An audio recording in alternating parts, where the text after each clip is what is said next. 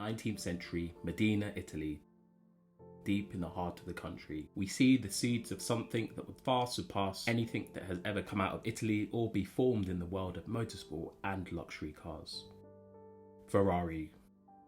No name in the world captures the speed, quality and the feeling of national pride. And yet, despite being a huge F1 fan and a fan of history, I still don't know a lot about Enzo Ferrari. Other than that, he created the company and that he looks like former Arsenal football man Mesut Ozil. But in all seriousness, how did this huge global brand name start out and how did it grow into an iconic motorsport name? This video is in two parts, so make sure you are subscribed, you've hit that notification bell to ensure that you get the second part of this video. Many sports teams enjoy dominating periods of success, but very few names live on like that of Ferrari. We just need to take a look at the competition. Mercedes, Red Bull, McLaren and Williams have all had their periods of motorsport dominance. However, Ferrari will always be the most important F1 team. They know it, we know it, even the FIA know it. Of course, these records and numbers may one day be destroyed, but in my opinion, their status can never be matched.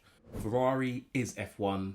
And F1 is Ferrari. Doing this video, I realised that Enzo Ferrari's life story and success is marked by incredible highs, dark lows, and extreme controversy. He was an incredibly complex individual, but as we soon find out, he was so similar to a lot of us trying to pursue a passion for motorsport. So make sure you watch to the end to see how this story twists and turns. But how did it all begin?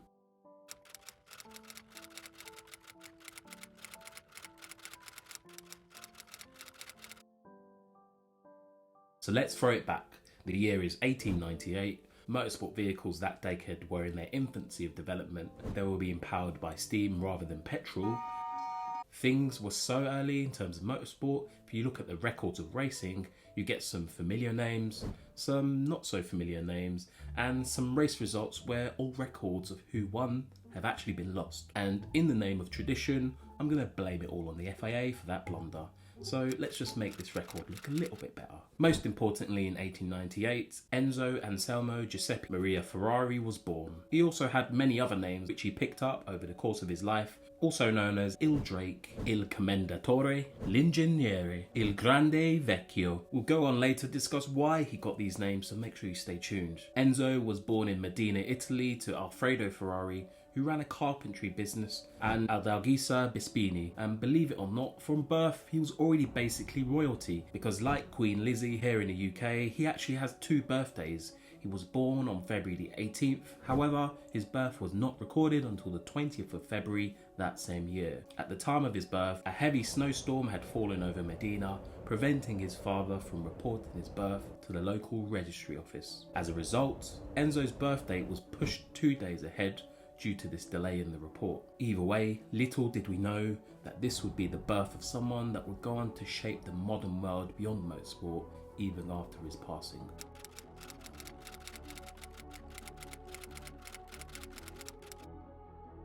So where did Enzo's love for motorsport begin? Well, in fact, it wasn't always a love for racing. Enzo's love for the motor industry began at the small age of 10 when his father took him to the 1908 Circuito di Bologna. Until then, Enzo had little formal education and he was determined to make it as an opera singer.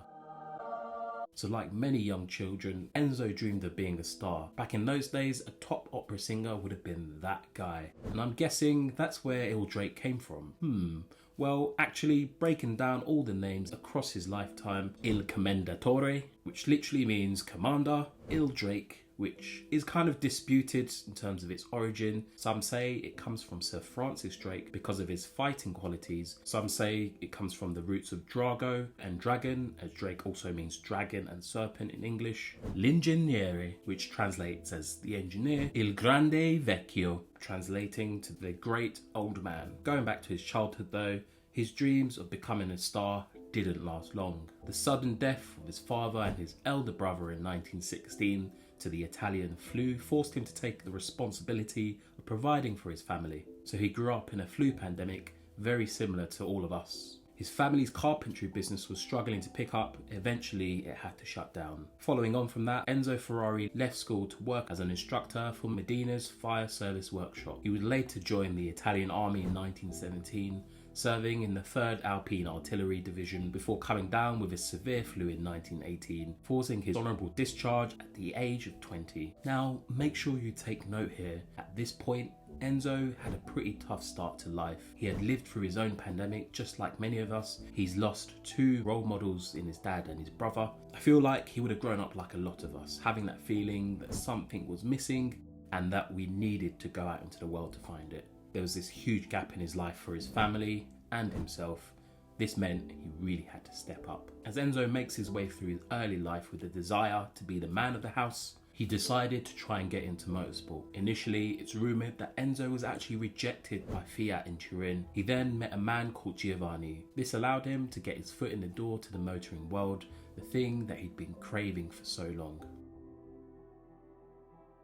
Giovanni gave Enzo the job of collecting and delivering truck chassis in Milan. In 1919, he then took the work as a test driver for Costruzioni Meccaniche Nazionale. Apologies for butchering that, let me know how I was actually meant to say it. CMN was a car manufacturing company that restored and modified used truck bodies into passenger cars. As part of his role at CMN, he would later go on to be promoted to the company's racing team. Enzo becoming a racer was a very significant moment for Ferrari as a brand, which you'll go on to see. He made his debut during the 1919 Parma Poggio di Bercerto hill climb race. During this race, he did pretty well, managing to attain 4th position. The following year, he left CMN to join Alfa Romeo, where he would go on to win his very first Grand Prix in 1923 in Ravenna. Now this is where it gets super interesting for Ferrari as a brand.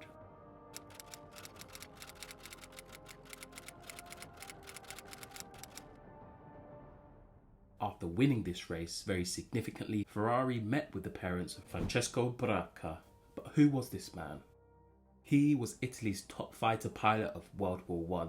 He was credited with 34 aerial victories but died in 1918. Baracca's parents suggested that Enzo use the emblem that was used to decorate their son's plane for good luck. The emblem was a prancing horse that would eventually become the brand logo for Ferrari Motors, which famously is still seen today on all Ferrari brand vehicles. Ferrari's motivation to race would eventually decline after the sudden deaths of Ugo Sivocci and Antonio Ascari behind the wheel. His motivation shifted to the organisational aspects of the Grand Prix racing team, seeing his early retirement from the tracks in 1932. Until then, he'd actually participated in 41 Grand Prix with a record of 11 wins. He then focused on the management and development of the race cars, which led to him building his own race team. Can you guess what it was called? Well, it was called Scuderia Ferrari.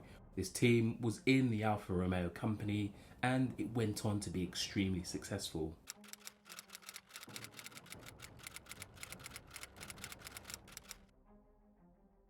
Despite this success, the relationship between Enzo and the man in charge of Alfa, Ugo Gobato, was sometimes rocky. Ugo believed neither in improvisation nor in the idea of quick decisions being made. Everything had to be arranged in advance down to every last detail. Enzo Ferrari knew that this was almost impossible to do in the world of motorsport. The relationship between Enzo and Alfa ended on the 6th of September 1939. A year and a half before its official ending was meant to be, Ugo liquidated Ferrari to take all the racing responsibility and control in-house, which was extremely costly to do so, but he blamed Italy's expected entry into the Second World War. To Alfa Romeo, Alfa boss stated, "While we express our regret that circumstances have prevented us from continuing the required assistance," Gobato wrote, "we would like you to know that we appreciate the work that you have done for Alfa Romeo in the last 20 years. We are pleased that your liquidation came about in a friendly and fair way with mutual satisfaction." Enzo actually said himself, "In the end, I was sacked," which seemed to be the only logical solution to the situation that had developed. In 1939 came my divorce from Alfa Romeo. I sold the racing cars to Gobato and he fired me. With the settlement after 20 years and with the savings, I transformed the Scuderia into a small car factory. Crucially though, Alfa Romeo also set the condition that he would not be able to use the Ferrari name in any racing event or cars for at least 4 years. Enzo was stuck.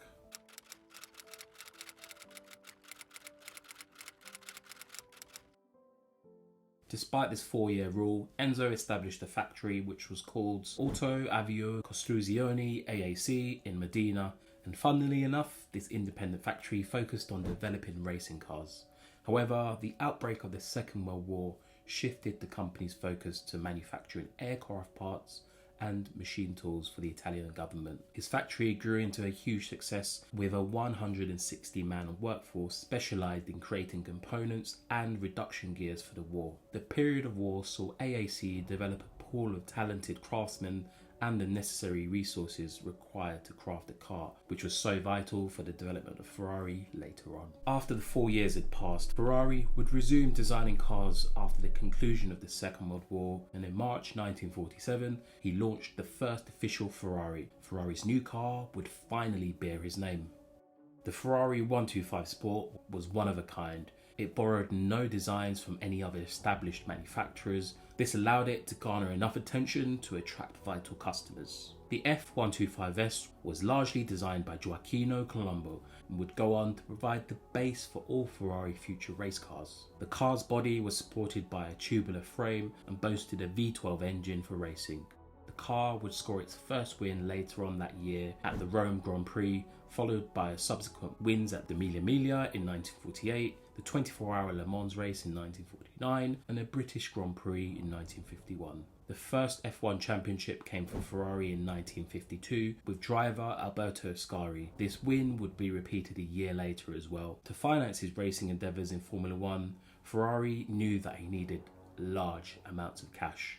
Ferrari Motors would begin selling luxury sports cars to the public, a move that would propel the brand into the luxury car world, but it wouldn't be a straight path.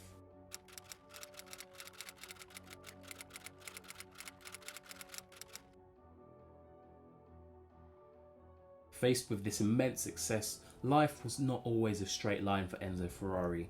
During his rise to prominence in the 1950s, Ferrari endured immense personal turmoil with the death of his son, Alfredo Ferrari, to his wife Laura Domenica Girello in 1956. Alfredo died of muscular dystrophy, which led Enzo to become increasingly isolated and turning into a bit of a recluse. He would rarely grant interviews and refrained from leaving his homes in Modena and in Maranello. It's said that Enzo would only leave under exceptional circumstances, like the Grand Prix at Monza, and to settle any legal issues of high importance. He's also reported to have never flown on an aeroplane, never travelled to Rome, and to never have set foot inside a lift. Alfredo's death also took a toll on his marriage to Laura, as his wife grew more unpredictable over the loss of her son, which is understandable, but soon more disaster would strike. During the 1957 Mille Miglia race, the Ferrari 335S that was driven by Alfonso de Bortago blew a tyre and crashed into a crowd of spectators by the roadside, killing the driver,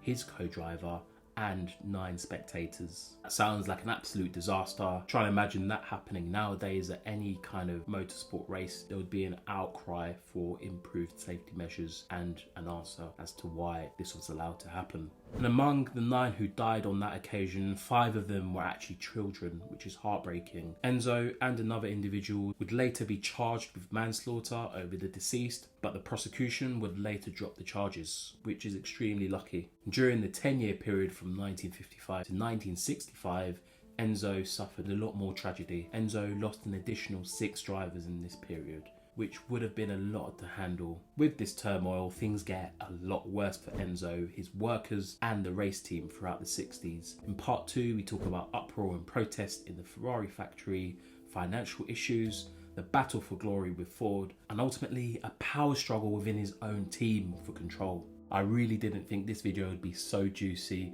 so make sure you're here to watch the second part of this series. If you've got any comments or facts about Enzo or Ferrari, let me know in the comment section. I'll be happy to read them all. And that just about finishes off this video. Remember to subscribe and hit the notification bell to make sure you get part 2 of this series about Enzo Ferrari. It's a good one. Until next time everyone, thanks for watching.